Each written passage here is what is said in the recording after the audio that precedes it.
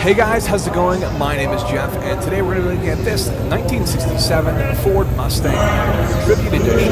So before I get into the video, if you go ahead and smash that like button for me, I'd really appreciate it, and get subscribed as I release videos like this regularly. So this is an officially licensed and certified Eleanor build, which comes with the genuine Eleanor certification paperwork, the body VIN plate, and the emblems issued by Gone in 60 Seconds LLC. Look at those American Racing Eleanor wheels, look so good. Just a quick note on that, Gone in 60 Seconds LLC will take your car if you pretend it's an Eleanor edition or even call your car Eleanor, so don't do that. We don't want your car getting taken. It's only reserved for the officially licensed cars.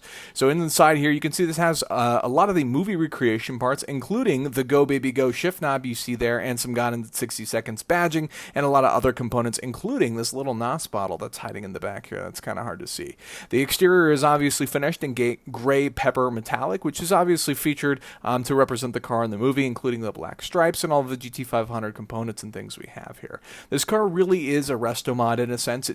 Usually they take a 67 or 68, in this case they use a 67 Ford Mustang, in which case they could go ahead and put all the bodywork that you see here, including some modern suspension components and some other stuff. This one actually has a 4-speed top-loader transmission. We have some more of the Gone in 60 Seconds badging, Carroll Shelby signature, and even some more VIN plates and things like that, just reminding us that it's a Gone in 60 Seconds car.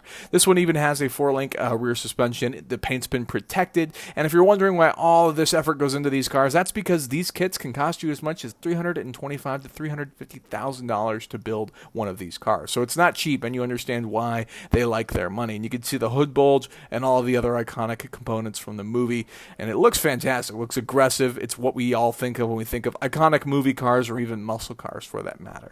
The power plant on this car comes from a supercharged 390 cubic inch Ford FE V8 that's producing about 505 pound-feet of torque when it was last dyno. How impressive is that? I don't have a horse number for you, but you can bet it's a lot more than that. It's pretty impressive. This thing will really move with that 4-speed manual transmission.